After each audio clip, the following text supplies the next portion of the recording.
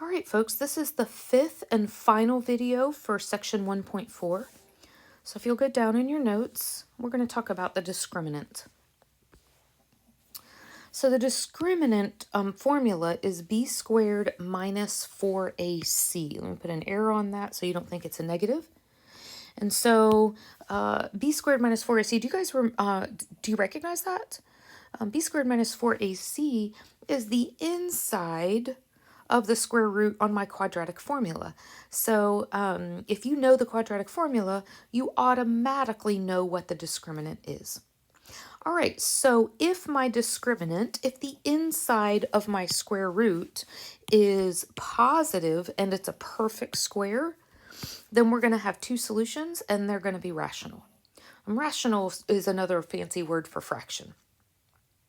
If the inside of my square root or my discriminant is positive, but it's not perfect, I'm going to have two real solutions. If the inside of my square root or my discriminant is 0, I'm going to have one rational or fraction solution. And then lastly, if the inside of my square root, if my discriminant is negative, I'm going to have two complex solutions. So in example number 9, I'm asked to do three things. And first of all, I'm asked to evaluate the discriminant, find out what the discriminant is. 2, determine the number of solutions.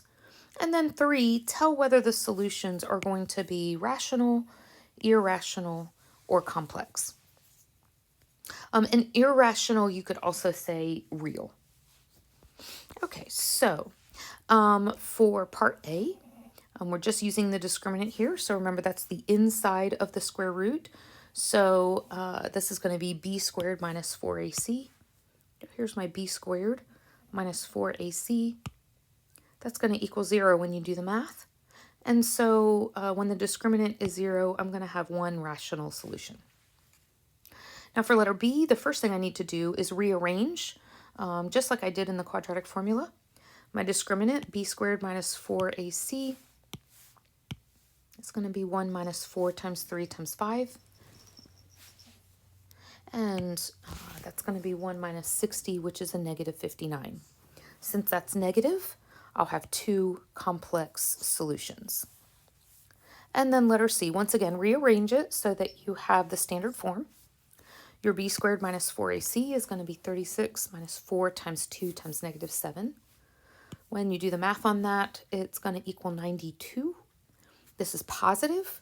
So since it's positive, I'm going to have two real solutions, or my lab might call that two irrational solutions.